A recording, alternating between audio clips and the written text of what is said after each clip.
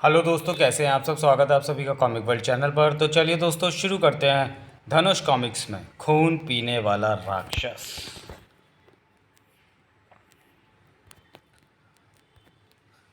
खून पीने वाला राक्षस। अगर आपको कभी किसी खजाने का नक्शा मिल जाए तो ये ज़रूर पक्का कर लेना कि वह नक्शा वैसा नहीं है जैसा विल्सन और बॉब के पास था। हीरे और कीमती खजाने के चक्कर में वे लोग पहुंच गए। अगर इस पेड़ से बच गए तो ये कमबख्त राक्षस हमारा खून पी जाएगा। यह नरबक्षी पेड़ एकदम कहाँ से उगाया बॉब? इसकी ये शाखाएं तो निचोड़ कर रख देंगी। कई दिनों की मेहनत के बाद विल्सन और बॉब खुदाई करते हुए हीरे की पहाड़ियों में जा पहुंचे। यही वह जगह है। हमारे नक्शे के अनुसार खजाना यहीं कहीं है। याह बॉब, लगता है खजाना बर्फ के इस पहाड़ के नीचे दब गया है। बड़ी तेज़ रोशनी की किरणें फूट रही हैं। हम खजाने तक आ गए। नक्शे में दिया है कि खजाने की रक्षा एक राक्षस करता है। क्या बकवास है। हाँ, हमें तो अभी तक कोई नहीं मिला। लेकिन तभी उनका खून जम गया जब उन्होंने बर्फ़ की एक और परत हटाई। नहीं, हम अभी तक किसी राक्षस से इसलिए नहीं मिले क्योंकि वह यहाँ बर्फ़ में कैद है। वो रहा, उस खजाने के साथ बर्फ़ में कैद है जिसकी वह रक्षा करता है। जल्दी से खजाना उठाओ और भागो। राक्षस अभी तक जमा हुआ है लेकिन जल्दी बर्फ़ पिघल जाएगी। कुछ ही क्षणों बाद हम इस बात का इंतज़ाम करके जाएंगे कि राक्षस आज़ाद ना हो और हमारा पीछा ना करे। ये 2 बारूद के डिब्बे फटेंगे और उसके चीथड़े उड़ जाएंगे। बाद में दोनों भाग चले। बारूद फट गया, राक्षस खत्म हो गया। अब हमें चिंता करने की कोई ज़रूरत नहीं, भागो। ये हीरे कैसे अनोखी आकृति में है बॉब? लेकिन विल्सन, इनकी कीमत लाखों में होगी। नक्शे के अनुसार ये एक ऐसी रानी के हीरे हैं जो काला जादू जानती थी। कोई भी म्यूजियम इसकी बड़ी से बड़ी कीमत देने को तैयार हो जाएगा। शीघ्र ही वे लोग अपने कैंप पर जा पहुंचे। जल्दी से जहाज़ में बैठो और उड़ चलो यहाँ से। अपनी जीप और टेंट बाद में आकर ले लेंगे। मैं जहाज़ को स्टार्ट करता हूँ, तुम ज़रूरी सामान उठा लो।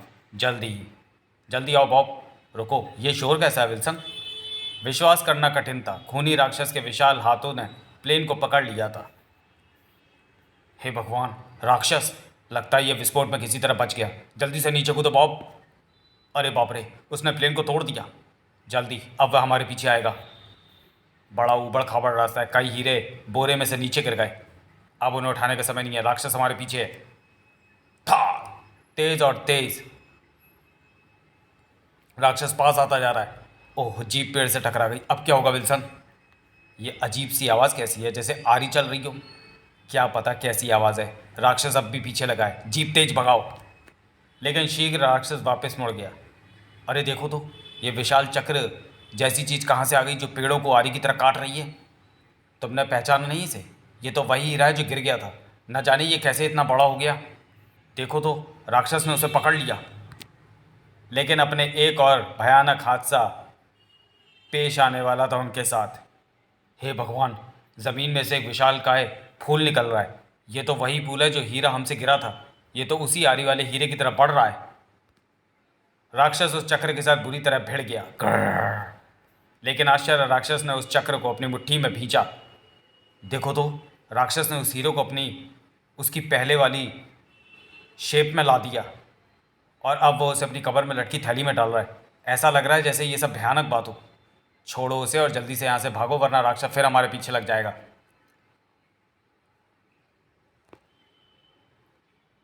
उसकी लंबी टहनियाँ हमारी तरफ बढ़ रही हैं। बस एक बार मौत के मुंह से बचकर फिर फंस गए। लेकिन ग्रर। ओह, राक्षस ने हमें बचा लिया। उसने दैत्याकार पेड़ को जड़ समेत उखाड़ लिया और एक बार फिर राक्षस और दैत्याकार पेड़ में भयानक संघर्ष छिड़ गया। पेड़ राक्षस को अपनी गिरफ्त में ले रहा है। लेकिन उसने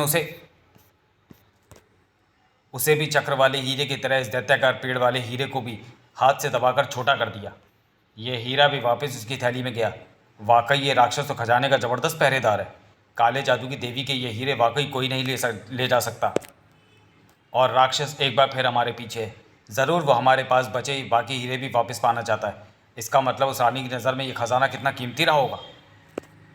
नहीं बॉब, इससे यह साबित होता है कि ये हीरे कितने कीमती हैं। तुमने देखा नहीं, वह राक्षस जल्दी चाहता है कि हीरे कभी दुनिया में आए क्योंकि ये बेहद खतरनाक हैं।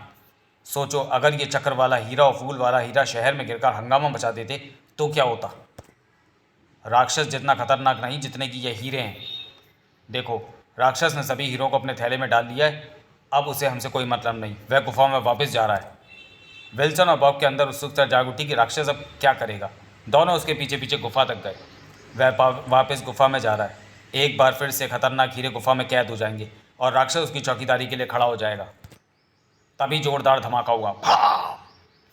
भागो बॉब, धमाका, पूरी गुफा हिल रही है। लेकिन धमाका अब क्यों हुआ? यह हमारे लगा हुए बारूद का धमाका था। जब हम उन्हें यहाँ लगा गए थे किसी कारणवश नहीं फटे, लेकिन किस्मत से अब वह फट गए और वह खतरनाक खजाना हमेशा के लिए अंदर दफन हो गया। समाप्त। तो चलिए दोस्तों, ये कहानी तो यहीं समाप्त होती है। पढ़ते हैं अगली कहानी, मौत की उड़ान। विमान 747 के साथ एक ऐसा हादसा हुआ जो आज तक का सबसे भयानक हादसा था। यह घटना 11:03 पर एक तूफानी रात को फरवरी 1984 में घटी। इंडियन बोइंग विमान 747 ने मुंबई से न्यूयॉर्क के लिए उड़ान भरी। जहाज़ ने उड़ान भरी तभी एक हादसा हुआ। 500 लोग उस रात मर गए, लेकिन दूसरे विमान को खरोंच तक नहीं आई। इस दूसरे विमान में सवार था माइक कॉन्ट्रैक्टर, जो कि कुछ सरकारी कागज़ लेकर नई दिल्ली के लिए अपने मिनी एयरक्राफ्ट में उड़ा था। माइक ने उस रात थोड़ी सी चढ़ा रखी थी, तो क्या हुआ, वह उस रूट से कई बार उड़ा था। हफ्ते में 3 बार उस जगह से वह गुजरता था और आज तक उसके साथ कोई हादसा पेश नहीं आया था, लेकिन आज की रात हादसा हो गया था। हे भगवान, इसमें मेरी कोई गलती नहीं। हे भगवान, इसमें मेरी कोई गलती नहीं। मेरी कोई गलती नहीं। मैंने अपनी उड़ान की सूचना दे दी थी। टावर से मुझे उड़ने के संकेत मिल चुके थे, तभी मैंने उड़ान भरी। मिस्टर माइक, इस जांच से पता चलता है कि फ़्लाइट 666 इंसानी गलती से हुई। एयरपोर्ट के स्टाफ की लापरवाही का नतीजा रही है, अतः इस मामले में तुम निर्दोष पाए जाते हो। दुर्घटना की वजह स्टाफ की लापरवाही का नतीजा रही, लेकिन उस रात की मेडिकल रिपोर्ट के अनुसार तुमने शराब पी रखी थी। अतः इस अदालत में यह निर्णय दिया जाता है कि तुम्हारा प्राइवेट विमान चलाने का लाइसेंस रद्द किया जाता है, जिससे भविष्य में ऐसी दुर्घटना को टाला जा सके। चलो कोई बात नहीं माइक, लाइसेंस छिन गया तो क्या हुआ? कुछ लोग तो कहते हैं इस दुर्घटना में तुम्हारी जान भी जा सकती थी। जा सकती थी, गई तो नहीं ना। अरे यार, बड़ा भयानक हादसा था। वह तो तुम्हारे सितारे बुलंद थे जो तुम बच गए। बिना काम के भी कोई ज़िंदगी है। क्या मैं वाकई लकी हूँ? शायद मैं भी उस रात मर ही जाता। उन बेचारे लोगों की बड़ी बुरी मौत हुई जो उस रात मरे। शायद मेरी किस्मत में उस रात बचना लिखा था और उन सब की मौत, तभी तो मैं इतने भयंकर हादसे से बच गया था। बेल्ट ही नहीं लग रही। पता नहीं जहाज़ में बैठे सभी लोग इस तरह गुमसुम क्यों बैठे हैं। ऐसा लग रहा है जैसे सबके सब भूत। माइक कॉन्ट्रैक्टर उस रात के भयानक हादसे से तो बच गया था, लेकिन इस बार के हादसे से शायद उसका बचना नामुमकिन था। वह सवार हो चुका था मौत के जहाज़ में। नहीं, ओ नहीं! उस दिन के बाद माइक कॉन्ट्रैक्टर को किसी ने नहीं देखा। किसी को पता नहीं चला कि वह कहाँ गया। आपको पता है क्या? Flight 666 departed on time. समाप्त। तो चलिए दोस्तों, वीडियो को यहीं समाप्त करते हैं और मिलते हैं किसी और कॉमिक्स में अगले वीडियो में। तब तक के लिए धन्यवाद।